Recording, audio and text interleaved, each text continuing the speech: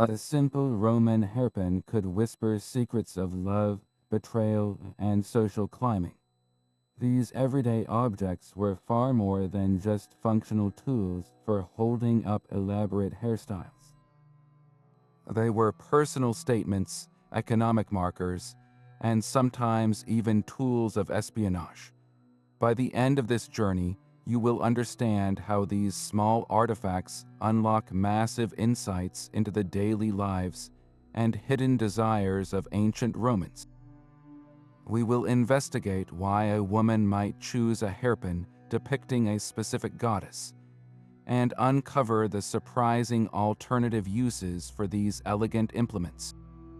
What small object from our own time do you think future archaeologists will study to understand us? That sharp point you might be picturing is only the beginning of the story. The Roman hairpin, known as an acus crinalis, was a deceptively simple tool with a single, vital job.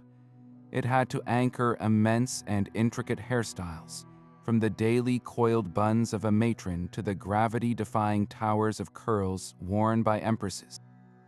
Its design was a masterclass in quiet engineering. The business end was a slender, needle-sharp point designed to slide smoothly through thick strands of hair, parting them without snagging.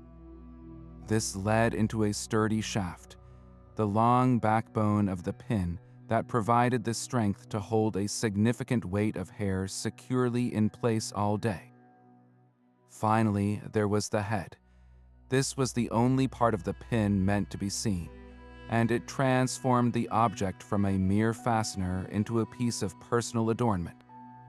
The materials chosen spoke volumes about the woman who owned it. An ordinary woman might use a pin carved from animal bone, a practical and accessible material.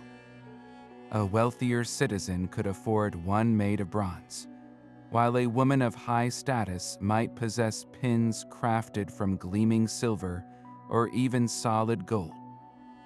This humble hairpin, therefore, was never just a pin. It was a statement of practicality, personal wealth, and aesthetic taste, all converging in a single, elegant point. But the true story of a hairpin was told by its substance. For the vast majority of Roman women, their hairpins were humble objects made from the world around them. A common pin was often whittled from animal bone, a byproduct of the daily meal, or carved from simple wood. These materials were accessible and practical, serving their essential function without pretense.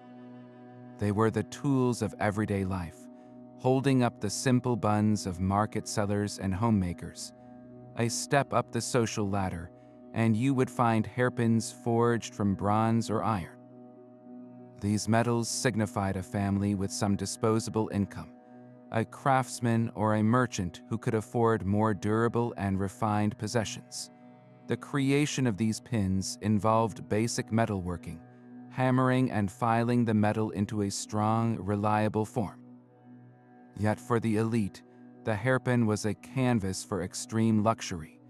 A noblewoman or an empress would possess pins crafted from solid gold or gleaming silver, sometimes inlaid with precious gemstones like emeralds or pearls.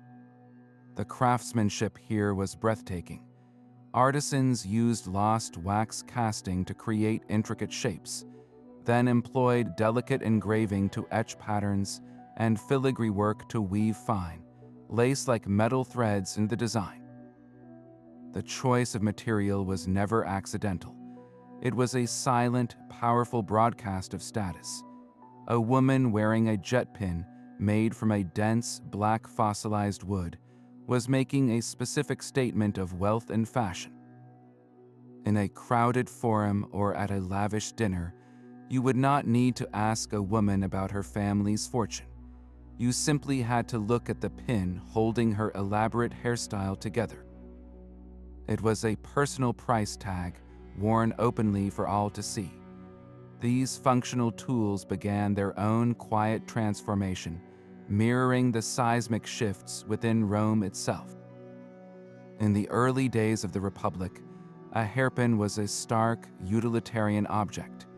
Its form was dictated purely by function, a simple bone or bronze spike with a minimal head, designed to securely anchor the modest, controlled hairstyles that reflected the values of a fledgling state. But as Rome's power grew, so did the ambition of its personal adornment. The conquest of Greece and increased contact with Etruscan culture opened a floodgate of new artistic ideas. Roman women saw the intricate jewelry and more expressive styles of these sophisticated cultures, and they wanted to incorporate that elegance into their own lives. This cultural exchange marked the first major turn away from pure utility. Hairpins began to feature slightly larger, decorated heads, often with simple globes or discs, a small nod toward artistry. The true explosion of ornament, however, coincided with the rise of the empire and the unparalleled stability and wealth of the Augustan age. With vast riches flowing into the city and a new emphasis on art and beauty promoted by the emperor himself, the hairpin was reborn. It was no longer enough to simply hold hair. The pin itself had to be a masterpiece. The heads became canvases for miniature sculptures, depicting everything from elegant busts of goddesses like Venus to intricate birds, flowers, and mythological scenes. A woman of the imperial period did not just wear a fastener, she wore a tiny gallery of art in her hair, a direct reflection of a world that had grown richer, more complex, and infinitely more concerned with the spectacle of personal display. The decorative head of a hairpin was a silent, personal language. Far from being merely pretty, the chosen symbol was a deliberate message, a tiny public declaration of a woman's private world. A popular motif was the bust of a goddess. A woman who chose Venus, the goddess of love and beauty, might be signaling her desire for romance or celebrating her own allure. In contrast, a pin featuring Minerva, the patroness of wisdom and strategic warfare, could indicate a woman who valued intellect and prudence, perhaps someone managing a household or a family business. These were not just decorations, they were alignments with divine powers. Animals also carried profound meanings. A delicately crafted dolphin was not just a sea creature, it was a powerful symbol of safe passage and protection, a poignant wish for a merchant husband or son traveling by sea. A bee, meticulously rendered in gold, symbolized industry and community, virtues highly praised in Roman society. Some motifs told entire stories. A hairpin depicting a mythological scene, like the abduction of Persephone, could reflect a deep personal or religious connection to the tale of the seasons and the underworld. One of the most potent personal symbols was the Hercules knot. This specific, intricate loop was believed to hold magical properties of protection and health. A woman wearing a hairpin crowned with this knot was not just accessorizing, she was carrying a powerful amulet, a charm for strength and safety woven directly into her hairstyle. These small sculptures were therefore a complex blend of fashion, faith, and personal identity, allowing a Roman woman to whisper her hopes, her fears, and her virtues to the world without ever saying a word. Just as a modern woman might choose sturdy sneakers for a busy day and elegant heels for a gala, a Roman woman maintained a full wardrobe of hairpins. The vast majority of the pins in her collection were workhorses, designed for pure utility. These were the pins used to secure her hair while she managed the household, shopped in the market, or prepared a meal. Crafted from sturdy bone or simple bronze, they were characterized by their straightforward design, a strong shaft, and a sharp, reliable point. Their heads were often small and smooth, or simply a rounded knob, made to tuck neatly away and avoid snagging on veils or clothing. Durability was the only real concern for these everyday tools, which endured the constant wear and tear of daily life, yet tucked away in a special box, reserved for the most important moments of her life, were her ceremonial pins. These were objects of a completely different nature. For a wedding, a woman would use a special long pin, often made of gold, to fasten the 6 intricate braids of the traditional bridal hairstyle. This pin was not just a fastener, it was a central part of the ritual, a symbol of her transition into marriage. Similarly, for a major religious festival or a state function at the imperial palace, a noblewoman would commission an extraordinarily ornate piece. These ceremonial pins were often significantly larger, their heads transformed into miniature scenes of gods and goddesses, or encrusted with pearls and emeralds that caught the light with every movement. They were so specific to an event that they might be worn only once, a breathtaking but fleeting display of wealth and piety. So while a merchant's wife relied on her simple, dependable bone pin from dawn till dusk, a senator's wife, on her daughter's wedding day, would secure the elaborate style with a priceless gold pin, an heirloom meant to commemorate a single, perfect moment for generations. A Roman woman walking through the forum did not need to speak to announce her place in the world. The single hairpin holding her intricate hairstyle together communicated everything for her. This small object was a precise instrument of social navigation, a core part of the unspoken language of dress the Romans called the lex vesciaria. From the moment she stepped outside, her hairpin placed her on the social ladder. A slave or a very poor woman would have a pin of whittled wood or rough bone, barely smoothed, its only job to keep her hair out of her face while she worked. A merchant's wife would signal her family's comfortable standing with a well-made bronze pin, its head perhaps a simple, polished disc. But when an empress like Julia Domna passed by, the sheer scale and material of her hairpins were breathtaking. They were long spikes of solid gold, their heads transformed into miniature sculptures of goddesses, encrusted with pearls that shimmered with her every movement. The message was absolute, a declaration of power and privilege worn just inches from her face. Beyond simple wealth, specific designs could signal a woman's role or profession with startling clarity. A priestess serving at a temple of Vesta, for instance, was bound by tradition and ritual purity. Her hairpins would likely be made of a specific, approved material like plain bone or ivory, their designs modest and symbolic rather than ostentatious. They reflected her sacred office, not personal vanity. In stark contrast, a successful courtesan known as a meretrix operated outside the strict moral codes of married matrons. She used fashion as a tool of her trade, and her hairpins were part of a deliberately flamboyant and alluring arsenal. She might wear pins with daringly intricate designs, perhaps depicting Eros, the god of desire, or use rare materials like amber or jet to draw the eye. For her, the hairpin was not a marker of respectable status, but an advertisement of her charm and availability. This silent language was understood by everyone, from the lowliest street vendor to the emperor himself. It created an immediate visual map of Roman society. To wear a hairpin above your station was to risk ridicule or worse, accusations of pretension. To choose a design that conflicted with your public role was to send a confusing and potentially scandalous message.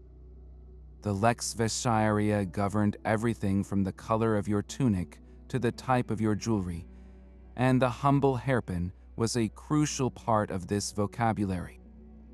It was a woman's personal emblem, a tiny, potent symbol of who she was, who she served, and exactly where she stood in the vast, complex hierarchy of the ancient world. The silent language of the hairpin was preserved for centuries by the very disaster that ended its use. Nowhere is this more vivid than in the ash-entombed streets of Pompeii and Herculaneum. When Mount Vesuvius erupted, it did not merely destroy, it froze a single, ordinary day in time. In the ruins of a wealthy villa, an archaeologist might uncover a delicate silver pin lying on a bedroom floor, dropped in the frantic escape and never retrieved. In a modest shop, a collection of simple bone pins might be found, the shopkeeper's entire stock waiting for customers who would never come. The volcanic ash created a perfect, if tragic, time capsule, preserving these objects exactly as they were left, offering us an unparalleled snapshot of their daily use across all levels of society. Far from the doomed Italian coast, along the windswept frontier of Hadrian's Wall in Britain, a different story is told by the earth. Within the walls of military forts like Vindolanda, excavations have yielded a surprising number of hairpins. Their presence in a soldier's barracks is a powerful clue, silently testifying to the women and children who lived alongside the Roman army. These were not the ornate pins of an empress, but the practical, everyday pins of soldiers' wives, daughters, and local partners, their simple forms speaking of family life thriving in the most rugged and distant corners of the empire. But perhaps the most intimate discoveries come from burial sites. In graves across the Roman world, from the grand mausoleums outside Rome to humble provincial cemeteries, hairpins are frequently found placed with the deceased. This was a deliberate final act. A woman might be buried with her favorite gold pin, a final display of status to carry into the afterlife. Or she might be interred with a simple, worn bone pin, a personal, well-used object she had relied on every day. These burial pins are not lost items.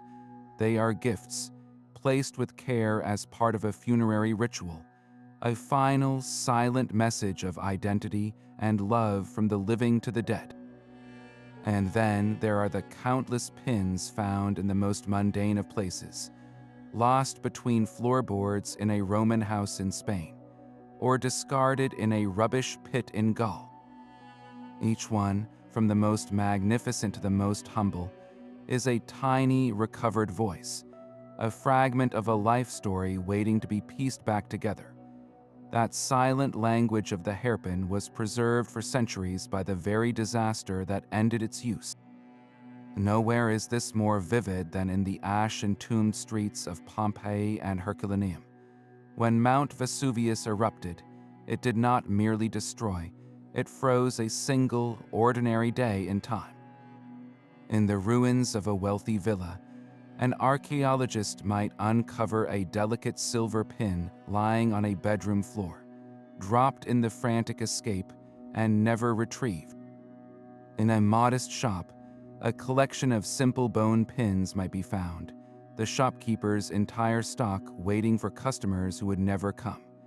The volcanic ash created a perfect, if tragic, time capsule, preserving these objects exactly as they were left, offering us an unparalleled snapshot of their daily use across all levels of society. Far from the doomed Italian coast, along the windswept frontier of Hadrian's Wall in Britain, a different story is told by the earth. Within the walls of military forts like Vindolanda, excavations have yielded a surprising number of hairpins.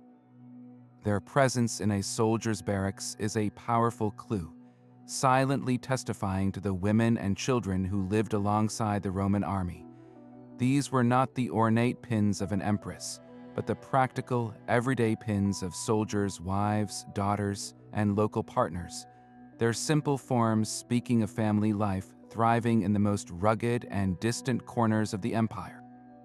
But perhaps the most intimate discoveries come from burial sites. In graves across the Roman world, from the grand mausoleums outside Rome to humble provincial cemeteries, hairpins are frequently found placed with the deceased. This was a deliberate final act. A woman might be buried with her favorite gold pin, a final display of status to carry into the afterlife. Or she might be interred with a simple, worn bone pin, a personal, well-used object she had relied on every day. These burial pins are not lost items. They are gifts, placed with care as part of a funerary ritual, a final, silent message of identity and love from the living to the dead. And then there are the countless pins found in the most mundane of places, lost between floorboards in a Roman house in Spain, or discarded in a rubbish pit in Gaul. Each one, from the most magnificent to the most humble, is a tiny, recovered voice, a fragment of a life story waiting to be pieced back together. The tragedy of Pompeii offers a poignant and unparalleled case study. Within the city's buried homes, archaeologists have discovered carbonized wooden boxes, their contents perfectly preserved by the superheated ash. These were the ancient equivalent of vanity cases, and inside, resting exactly as their owners last left them, lay entire sets of hairpins alongside combs and mirrors. Imagine opening such a box, finding a collection of pins of different lengths and materials, each one chosen for a specific purpose, arranged neatly for the day ahead. This is not a random collection of lost items. It is a curated personal collection, a direct window into a woman's daily routine, frozen on the morning of the eruption. The famous House of the Vetii provides an even more vivid connection between artifact and art. The walls of this luxurious home are adorned with breathtaking frescoes depicting Roman women with incredibly elaborate, towering hairstyles. You can see the intricate curls and braids, and clearly visible within them are the hairpins that hold the entire structure together. The incredible detail in these paintings allows us to compare the artistic representation of a pin with the physical object itself. A bronze pin discovered on the floor of a nearby room might perfectly match the style of pins shown in a fresco on the wall of that very same house. This direct correlation is a historian's dream, proving that the art was not an idealized fantasy, but an accurate depiction of real fashion. The sudden, catastrophic nature of the disaster preserved these intimate scenes in situ, telling heartbreaking stories of their owners' final moments. A single hairpin found on a staircase tells a tale of a hurried, desperate escape. A set of pins left neatly in a box on a dressing table speaks of a morning that began with normal, careful preparation, utterly unaware it would be their last. In these silent, ash-preserved rooms, the humble hairpin transforms from a simple artifact into a deeply personal relic, a tiny metal whisper from a life interrupted. But these small pins were the essential framework for true works of art. The most famous Roman hairstyles were architectural marvels, and the hairpin was their fundamental building material. Consider the tutulus, a conical bun worn high on the head. This was not a simple ponytail. It required a foundation of tightly bound hair, shaped into a perfect cone, and then anchored securely with long, sturdy pins driven in at precise angles. A single weak pin, or one placed incorrectly, and the entire structure would sag or collapse. The challenge grew exponentially with the orbis comarum, or circle of hair, a style immortalized in statues of empresses like Faustina the Younger. This was a towering crown of braids, woven into a wide, halo-like circle that framed the face. Constructing this masterpiece was a feat of engineering. The hairstyle began with a base of the woman's own hair, tightly braided and coiled. Into this base, the hairdresser would strategically weave additional hairpieces, or even a small wig to create the necessary volume and shape. Then came the pins. They were not simply stuck in at random. Long, strong pins were driven horizontally through the thickest parts of the braids, locking the coils together. Shorter, sharper pins secured the outer layers and tucked in loose ends. The placement was a science, creating a hidden lattice of metal or bone that distributed the weight and countered the pull of gravity. The final effect was one of effortless elegance, but it was built on a hidden architecture of strategic supports. Without the humble hairpin, these iconic styles would have been impossible. They were the invisible girders and rivets that held up the grand monuments of Roman fashion, transforming a woman's hair into a symbol of imperial power and sophisticated beauty. An empress could launch a fashion empire with a single hairstyle. At the very top of Roman society, the women of the imperial family were more than just political figures. They were the ultimate trendsetters, and their choice in hairpins was scrutinized and copied from the palace to the provinces. Livia Drusilla, the wife of Emperor Augustus, perfected an image of dignified modesty. Her sculpted portraits show a refined, conservative elegance, her hair arranged in a soft notice style, held with pins that were undoubtedly fine but not ostentatious. Her message was one of traditional virtue and matronly grace, a public relations masterpiece that was instantly legible to every citizen. In stark contrast, consider Messalina, the young wife of Emperor Claudius. Ancient historians paint her as a figure of scandal and dangerous ambition. It is likely her fashion choices reflected this rebellious spirit. While her statues were often later defaced or destroyed, we can infer that she favored more elaborate, daring hairstyles that required equally bold and conspicuous hairpins. Her style was probably a deliberate departure from the reserved Livia, a visual signal of a new, less restrained era in the palace. This imperial influence was broadcast across the known world not through fashion magazines, but through currency and marble. The portrait on a coin was the most widely circulated image in the empire. When a new empress was honored on a denarius, every merchant and farmer who held that coin saw the intricate details of her latest hairstyle, the specific arrangement of curls, and the visible heads of her hairpins. Provincial elites, desperate to appear Roman and fashionable, would commission local sculptors to create their own portraits in the latest imperial style. The sculptor would work from a coin or an official sketch, meticulously copying the empress hair and the type of decorative pins she wore. In this way, a fashion decreed in Rome on a Monday could be emulated by a wealthy merchant's wife in Spain or North Africa within months. The imperial hairpin became a symbol of aspiration, a tiny piece of the capital's power that anyone with enough money could literally wear in their own hair. A hairpin could also be a shield, a prayer, or a piece of the soul. Beyond the public display of wealth and status, these objects served as a deeply personal canvas for a woman's inner world. Choosing a hairpin depicting a specific deity was rarely a casual fashion choice. It was an act of devotion and identification. A woman navigating a difficult marriage or seeking comfort might wear a pin bearing the image of Juno, the protective goddess of marriage and childbirth, carrying a silent plea for strength directly in her hair. Another, who prided herself on her intelligence and skill in weaving or managing a household, might select a pin with Minerva's owl, a quiet celebration of her own wisdom.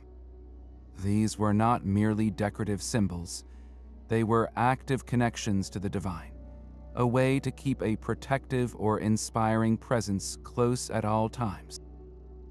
The connection grew even more intimate when a pin reflected a life experience. A mother who had safely welcomed a child might commission a pin showing a stork, a universal symbol of childbirth. A woman who had survived a perilous sea voyage could mark the event with a hairpin featuring Neptune holding a calm trident, a permanent token of gratitude. These choices transformed the pin from an accessory into a personal talisman, a metal diary entry of faith, survival, and hope. The ultimate expression of this personalization, however, comes from rare finds of pins with inscriptions.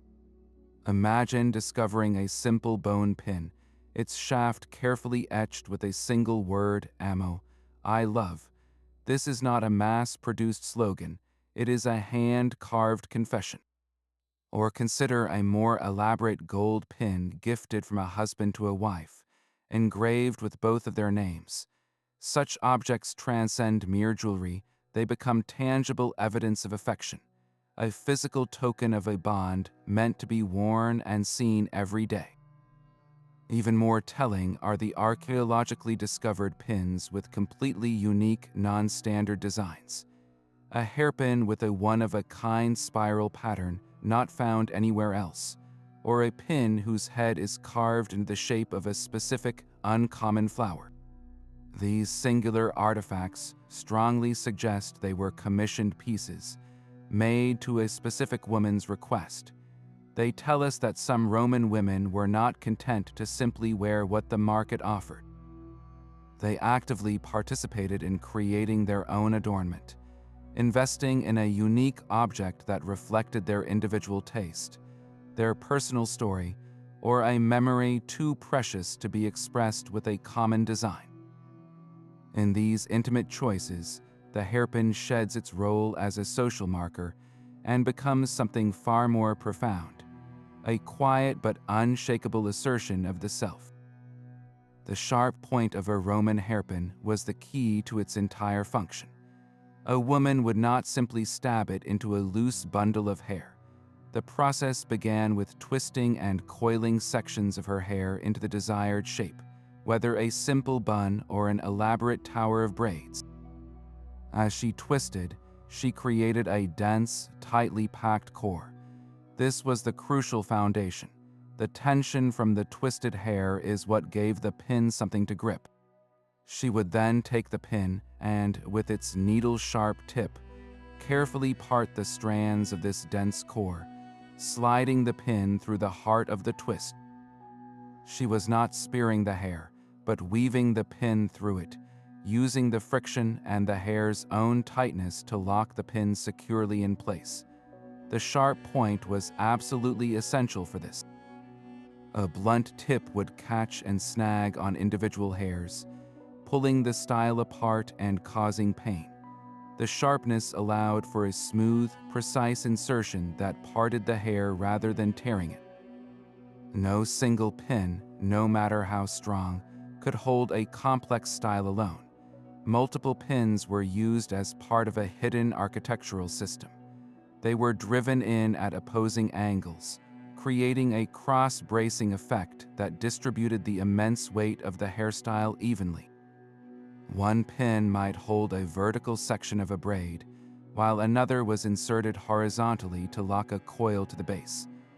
This network of pins worked together, creating a stable, interlocking framework that prevented any single point from bearing too much strain and causing the entire structure to sag or collapse. This ingenious technique stands in stark contrast to the modern bobby pin. A bobby pin is designed to clamp onto hair, using the tension of its two prongs to hold it in place. It works from the outside, gripping the surface.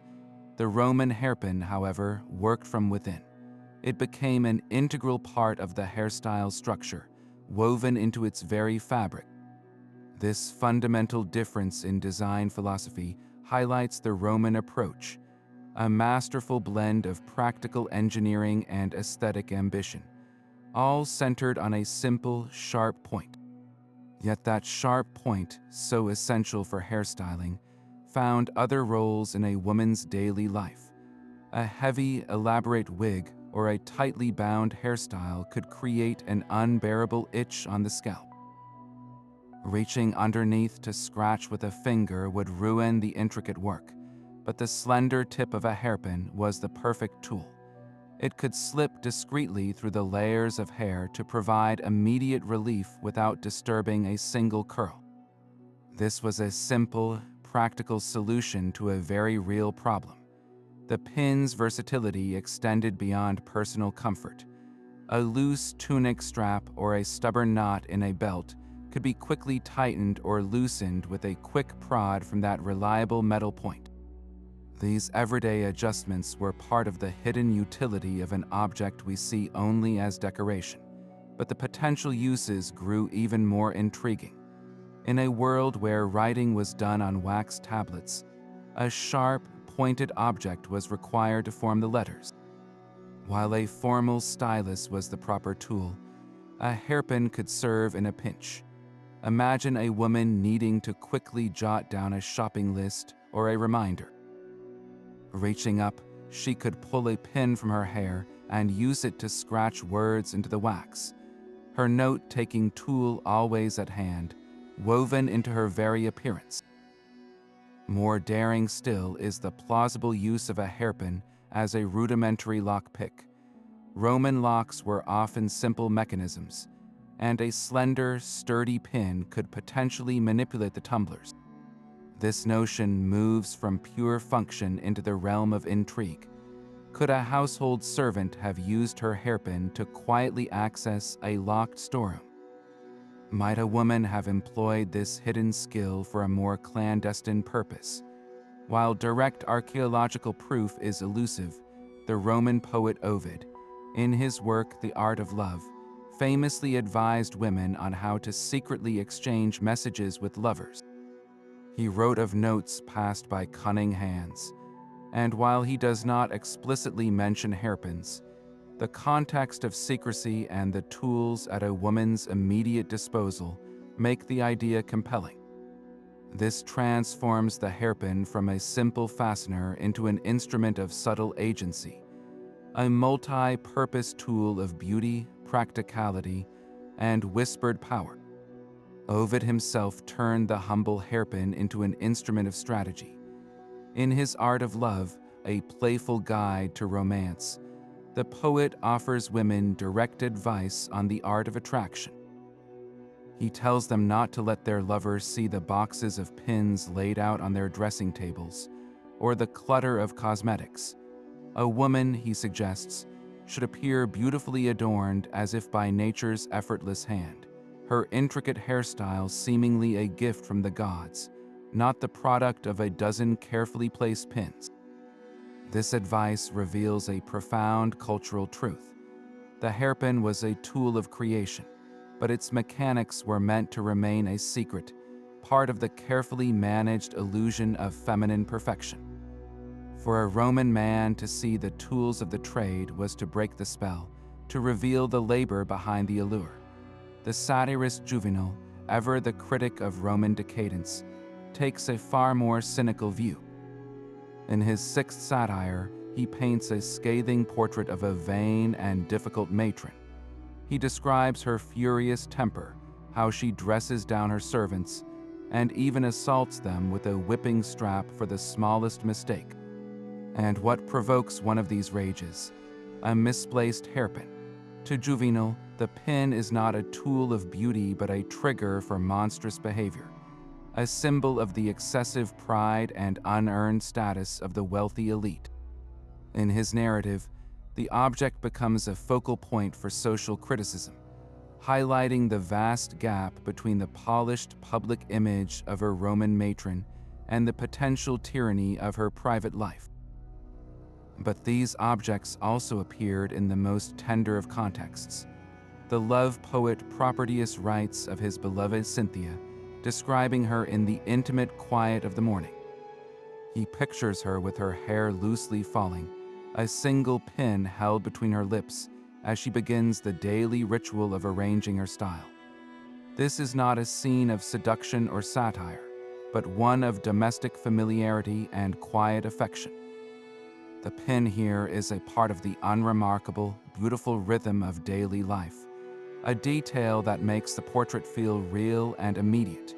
Through these literary lenses, the hairpin is never just a pin.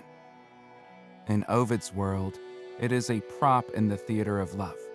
For Juvenal, it is a symbol of moral decay. And in the verse of Propertius, it is a simple, intimate detail that breathes life into a beloved character. These writers did not merely mention hairpins. They wove them into the very fabric of their stories, using them to build character, to critique society, and to capture the fleeting moments of Roman life in all its complexity. The sheer number of hairpins found across the Roman world points to a bustling and highly organized industry. These were not just personal treasures, but mass-produced commodities flowing from workshops and into the hands of millions. In cities like Rome and Pompeii, small workshops known as officinae hummed with activity. In one corner, a bone carver would sit with a pile of cattle or deer bones, using simple files and chisels to transform splinters into smooth, functional pins. The waste was staggering, and archaeologists can often identify a bone worker's shop simply by the mountain of bone fragments left behind. Next to him, a metalsmith would work a small furnace, pouring molten bronze into stone molds that could produce a dozen identical pin shafts at once.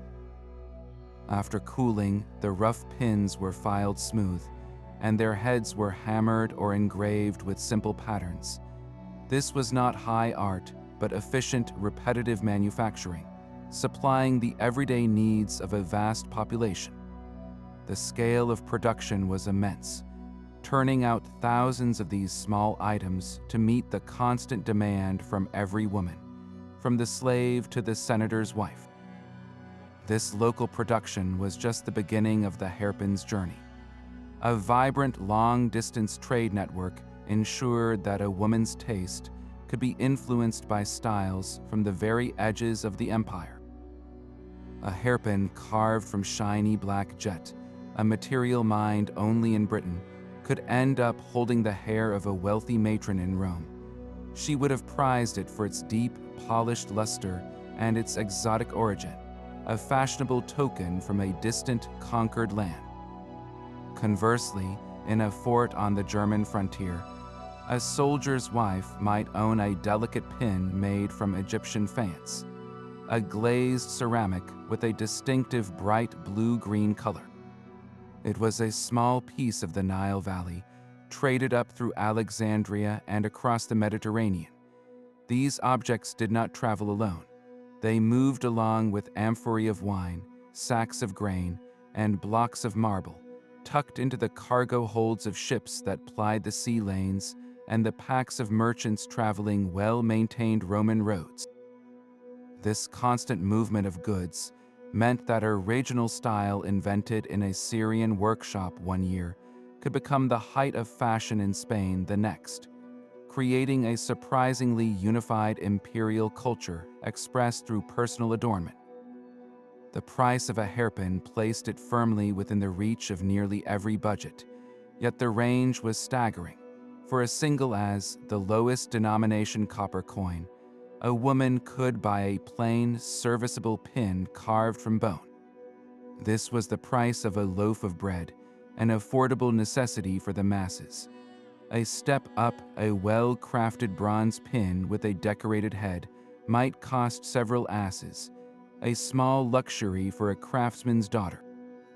But at the very top of the market, the cost could be breathtaking. An exquisite gold hairpin, intricately decorated with filigree and perhaps a tiny gemstone, was a piece of fine jewelry. Such an item could easily cost 25 denarii or even more. To put that in perspective, a common legionary soldier earned about 300 denarii in a year. That single, beautiful gold pin represented nearly a full month's salary for one of Rome's most essential professionals. This vast economic chasm was visible every day on the street.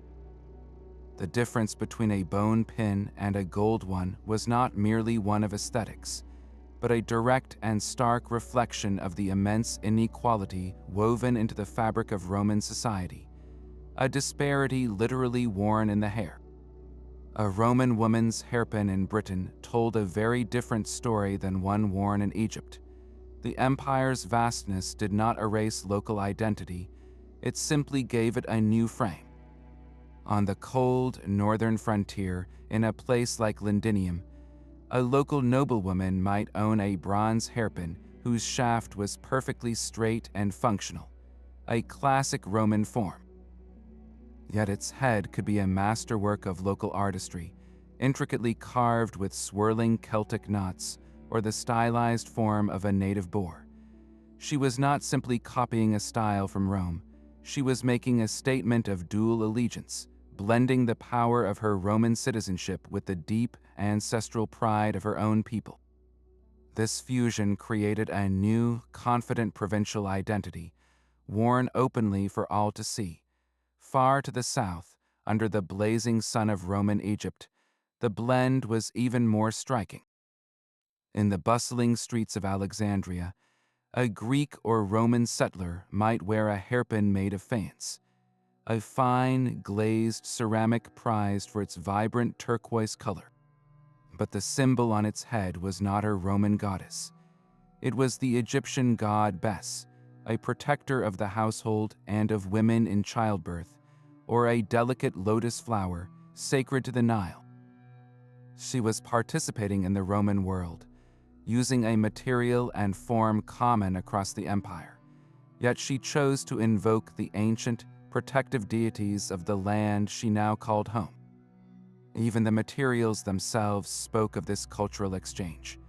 A wealthy woman in Roman Gaul might commission a pin from local craftsmen using a distinctively Gallic form of enamel work, filling recesses in the metal with brilliant red and blue glass.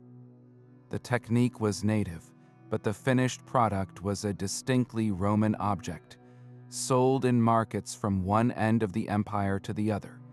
These regional variations were not signs of resistance. They were the evidence of a complex negotiation, a daily choice made by millions of people. A person could be a loyal Roman citizen, abide by Roman law, and build Roman-style villas, while still choosing to wear a hairpin that whispered of their local heritage, their family's gods, and the landscape that shaped them. The empire provided a common language of form and function, but its people filled that language with their own unique accents, creating a rich tapestry of identity, one tiny, personal artifact at a time. A hairpin's story does not end when it is lifted from the earth. The moment it is found, its journey into the present truly begins, a delicate transition from buried secret to public knowledge. The first stage is one of meticulous care. An archaeologist's trowel does not simply yank the object from the ground. Instead, brushes and wooden tools gently clear the surrounding soil, millimeter by millimeter, to expose the pin without scratching its surface. Its position is carefully recorded, photographed, and mapped, because its context, whether it was found in a grave, a drain, or a workshop floor, is as important as the object itself. Only then is it lifted and placed in a labeled bag, beginning its journey to the laboratory. There, conservators become its guardians.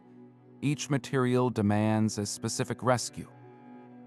A bone pin, brittle and dry, might be consolidated with a special resin to keep it from crumbling to dust. A bronze pin, often encrusted with a green patina, is carefully cleaned to stabilize it, but not so much that its ancient character is lost. The greatest challenge is iron. A rusted iron pin is fragile, its core often completely corroded. Conservators might use tiny dental tools under a microscope to patiently pick away centuries of rust, or employ electrolysis, a process that uses a mild electrical current to draw out the corrosive salts, essentially halting time's decay. This painstaking work can take dozens, even hundreds of hours for a single, seemingly insignificant object. Once stable, the pin is cataloged. It is measured, weighed, and photographed from every angle. Each detail, its material, its decoration, its fine spot, is entered into a digital database, connecting it to thousands of other pins across the world. This transformation from dirty fragment to a data point is what allows its story to be pieced back together. In the museum, the final challenge is display. How do you present an object so small that its most beautiful details are invisible to the naked eye? Curators solve this with clever design. A hairpin might be displayed in a case with a built-in magnifying glass, or placed beside a dramatically enlarged photograph that reveals the miniature sculpture on its head. Increasingly, interactive screens allow visitors to zoom in on a high-resolution, three-dimensional scan, to rotate the pin virtually and appreciate the engraving a Roman woman would have seen up close every day. This brings us to a profound ethical question. Many of these pins were not lost. They were gifts, placed in graves as a final tribute. What right do we have to remove them and put them on display? Museums today grapple with this constantly. There is a growing movement toward greater transparency, acknowledging the funerary origin of these objects and treating them with the respect they deserve, not merely as artifacts but as possessions of the deceased. Some institutions work with communities descended from the Romans to decide how these items should be cared for and interpreted. The glass case is not a final resting place, but a new kind of space, one for contemplation and connection, where a silent message from the past can finally be heard. Sometimes a hairpin's final journey was not to a grave, but to a god. Across the Roman world, these personal objects were chosen as perfect gifts for the divine, left behind in temples, shrines, and sacred springs as votive offerings. This practice transformed a tool of daily life into a powerful spiritual messenger. A woman might offer a pin to fulfill a sacred vow, a tangible thank you for a prayer answered, perhaps for the safe return of her husband from a sea voyage or the recovery of a sick child. Alternatively, she might make a plea, asking a goddess for protection in childbirth or for guidance in a difficult decision. By giving up something so personal, something that had touched her hair and been part of her public appearance every day, she was offering a piece of her own identity, making the prayer profoundly intimate and sincere. The act of giving was as important as the object itself. She wasn't just leaving a pin, she was releasing a part of her story into the hands of a higher power. Nowhere is this ritual more vividly preserved than at the Temple of Suli's Minerva in Bath, in what is now England. Here, a natural hot spring bubbled up from the earth, a place the local Celtic people already revered as sacred to their goddess Sulis. The Romans, masters of cultural fusion, identified Sulis with their own goddess Minerva, and built a magnificent temple and bathing complex at the site. For centuries, pilgrims traveled here, and hundreds upon hundreds of them performed the same ritual. They would approach the steaming, mysterious waters of the sacred spring, make their prayer, and then throw their hairpin into the depths as an offering. The water was seen as a direct conduit to the goddess, and the pin, sinking through the murky water, carried their hopes and gratitude down to her. The sheer number of pins recovered from the spring is staggering. They range from the simplest bone pins, offered by common people, to ornate bronze and even a few silver ones, gifted by those with greater means. Each one, from the most humble to the most luxurious, represented a single moment of human vulnerability and faith, a personal conversation with a goddess frozen in time at the bottom of a spring. These finds tell us that the hairpin's role extended far beyond fashion and social status. It was a trusted companion on a spiritual journey, a final, deliberate release that turned a personal adornment into an eternal prayer. A hairpin could be a love letter written in gold or bone. In the quiet language of Roman romance, the gift of a hairpin from a lover was a potent and intimate gesture. It was far more than a simple present. It was a promise. A young man might give his beloved a finely crafted bronze pin, its head shaped like a clasped hand to symbolize their union. A husband might present his wife with a silver pin engraved with both of their names, a public declaration of their bond that she would wear every day. This token was the ancient equivalent of a promise ring or an engraved piece of jewelry, a tangible object that carried the weight of affection and commitment. Because it was an item used in the very private, daily ritual of dressing her hair, the gift was deeply personal, a part of him that would literally hold her together. This simple act of giving transformed an ordinary object into a sacred keepsake, a constant physical reminder of the person who gave it. Yet this same object, so cherished, could also be a source of deep anxiety. Roman superstition held that losing a hairpin was a very bad omen. It was not just the minor inconvenience of a misplaced possession. The sudden, unnoticed disappearance of a pin was widely interpreted as a sign of impending loss. Just as the pin had vanished from her hair, so too might she lose the affection of her lover, or even face the death of a family member. This belief was rooted in a worldview where small, everyday events were often seen as messages from the gods or glimpses of fate. A woman who felt her intricate hairstyle suddenly loosen, who reached up to find a pin gone, would be filled with a sense of dread, wondering what misfortune its loss foretold. This superstition gave the humble hairpin a dual nature. It could be the warmest token of love or the coldest messenger of despair. The very materials of these pins were thought to hold their own power. The natural historian Pliny the Elder recorded beliefs about the magical properties of certain substances. A hairpin made from jet, that dense, black fossilized wood, was not just a fashionable choice.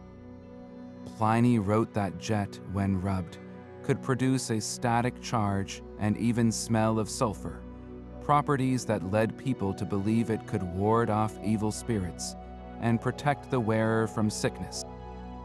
Similarly, a pin carved from the bone of a specific animal or from a particular type of wood was thought to carry the essence of that creature or tree, offering the wearer its strength or protection.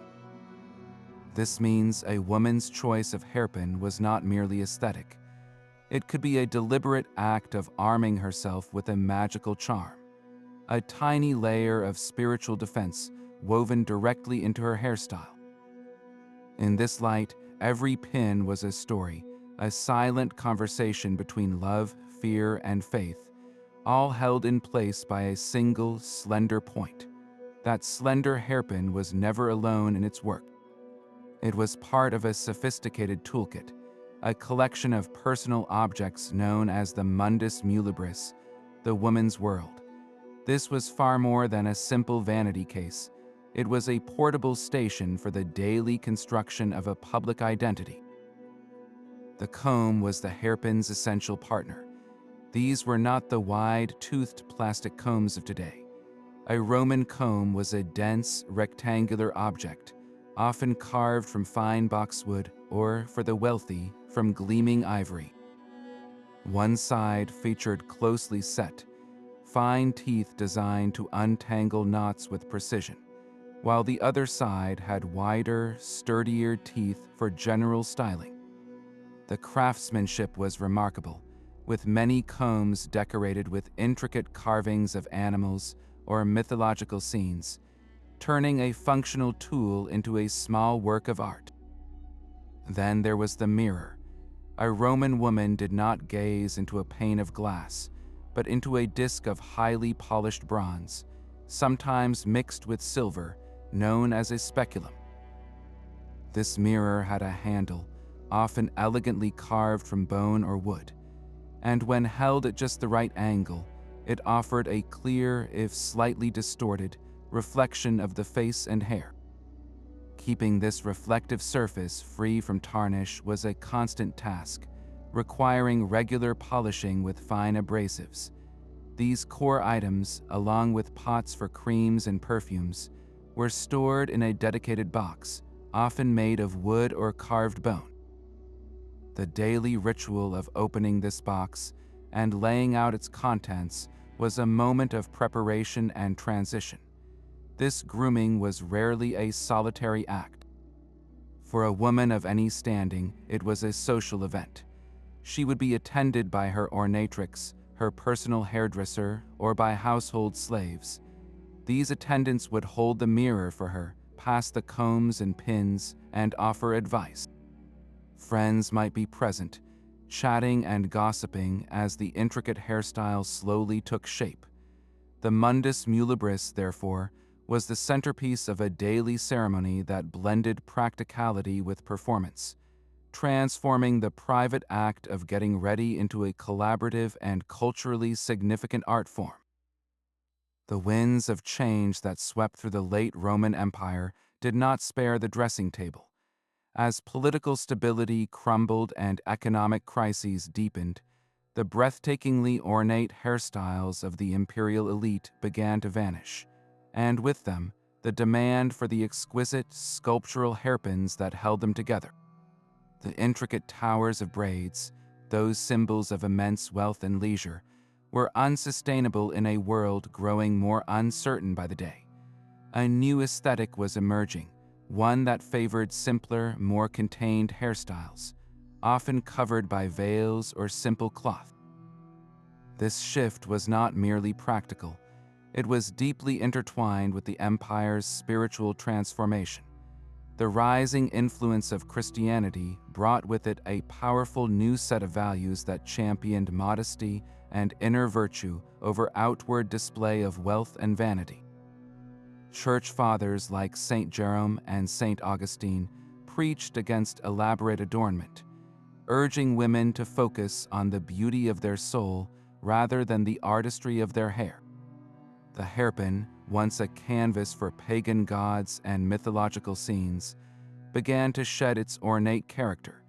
The tiny busts of Venus and Minerva were gradually replaced by simpler, more abstract forms, smooth knobs or plain crosses, reflecting a society turning its gaze from the old pantheon to a single, all-powerful god. Yet the fundamental need for a pin to secure the hair never disappeared. The object itself did not vanish. It was reinvented, its form now speaking a quieter, more restrained language. This evolution is vividly clear when we follow the hairpin's journey into the two worlds that inherited Rome's legacy. In the Eastern Roman Empire, which we call Byzantium, Roman traditions persisted with a new divine gloss. Byzantine empresses and noblewomen, portrayed in magnificent mosaics, still wore their hair carefully styled, but their pins became part of a different kind of spectacle. They were often longer and more functional, designed to anchor veils and delicate golden hairnets that shimmered with piety and imperial dignity, their opulence now in service to the Christian state. Meanwhile, in the former Western provinces, new powers were rising. In the courts of Germanic kings like the Franks and the Visigoths, Roman hairpins met local tastes. Archaeologists find that the basic Roman form, a long metal pin with a decorated head, was eagerly adopted, but the decorations changed dramatically. The classical scenes were replaced with the bold, geometric patterns and stylized animal figures characteristic of Germanic art. A Frankish woman might wear a bronze pin whose head was intricately wrought with interlacing serpents, a design that would have been utterly foreign to a Roman matron from the age of Augustus.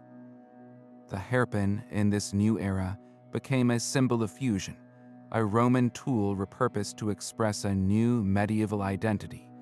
Its story demonstrates that while empires can fall, the small, essential artifacts of daily life are remarkably resilient, adapting to carry the hopes and styles of every new generation. That quiet hum of a modern workshop can bring an ancient Roman hairpin back to life. Historians and artisans, working as partners in time, have embarked on a remarkable mission to reconstruct these objects not just as models, but as fully functional tools. They begin with the same raw materials a Roman craftsperson would have known intimately, a piece of deer antler or a lump of raw bronze. Using replicated ancient tools, files, chisels, and small hammers, they follow the ghost of the original process. An artisan might spend hours patiently carving a bone pin, feeling the material respond to the blade in the same way it did 2,000 years ago, learning through their hands the precise pressure required to shape the shaft without snapping it. The goal is not perfection, but understanding, to rediscover the rhythm and the challenges of the craft. One such modern craftsperson describes the moment of truth, testing the sharpness of the newly finished point. She explains how a truly effective pin must part the hair, not catch it, and that the specific angle of the tip is something you can only learn by using it, a secret passed down not through words, but through the act of creation itself. This hands-on experimentation answers questions that archaeology alone cannot, revealing the subtle decisions and the minor failures that led to the perfected designs we find in museums. It transforms the static artifact into a dynamic story of skill and problem-solving. This tangible link to the past becomes even more powerful when these replica pins are put to their ultimate test. At historical reenactment events, you can witness a living demonstration of Roman hairdressing in action. A participant, portraying a matron of the early empire, sits before a polished bronze mirror. Her attendant, or ornatrix, has a collection of newly made replica pins beside her. Their forms copied exactly from finds at places like Vindolanda or Pompeii. The process is mesmerizing. She begins by braiding and twisting the hair, building a foundation. Then she selects a long, sturdy pin. You can see her twist a section of hair, creating that essential dense core, and then smoothly slide the pin through its heart. The sharp point does not snag, it glides, and with a final push, the pin locks into place, its head flush against the style. One by one, more pins are added, creating that hidden lattice of support.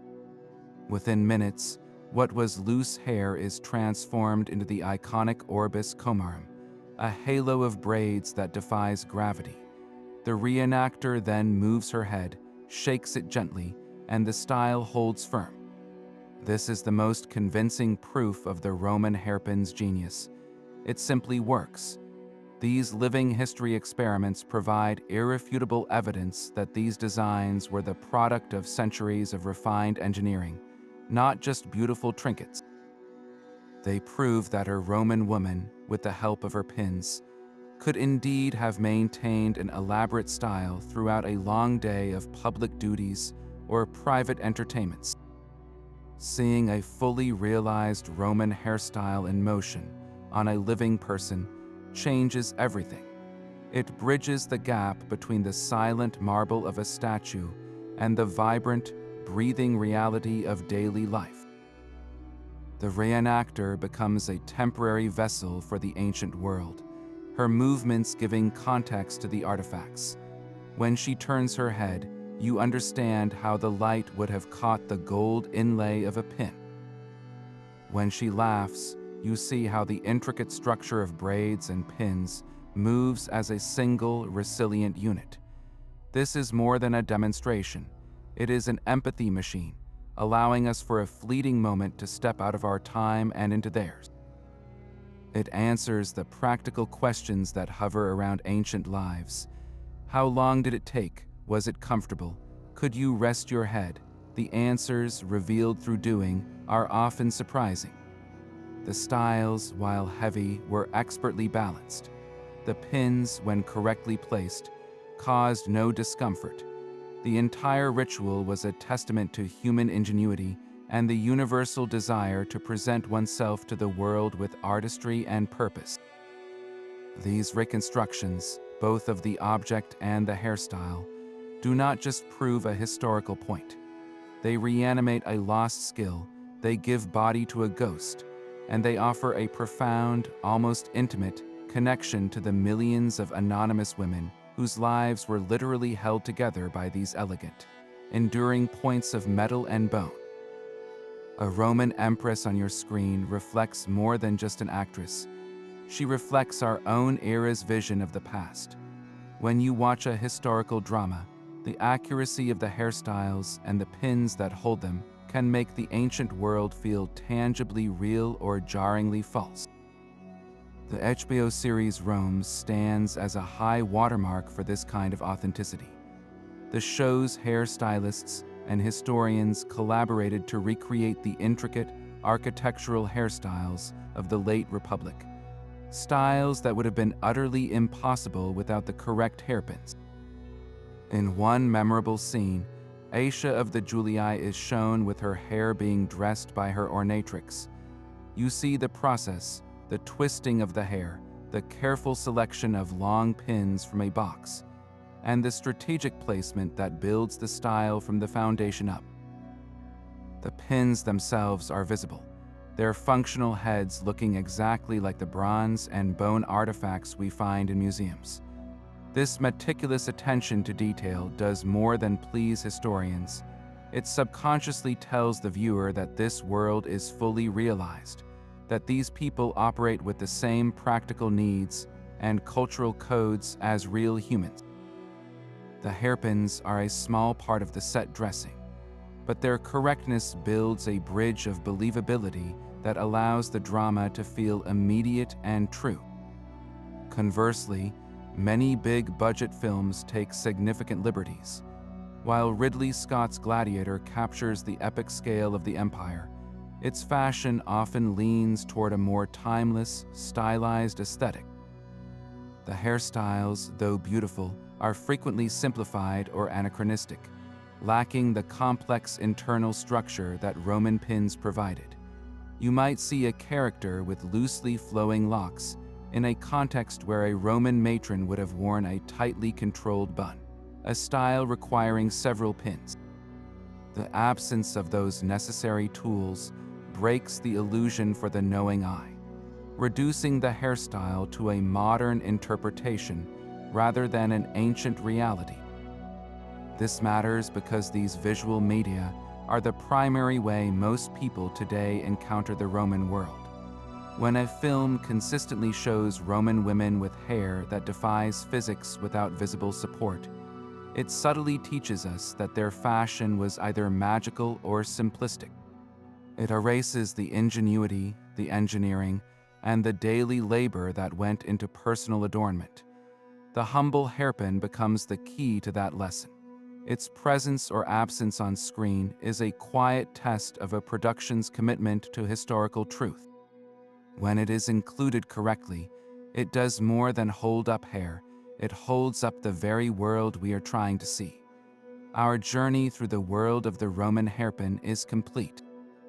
We have followed its path from the craftsman's workshop to the woman's dressing table, from the bustling forum to the silent grave. These small, elegant objects have proven to be far more than simple fasteners.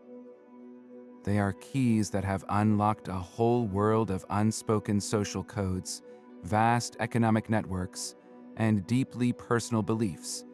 Each pin, whether of bone or gold, was a silent narrator of the life it touched.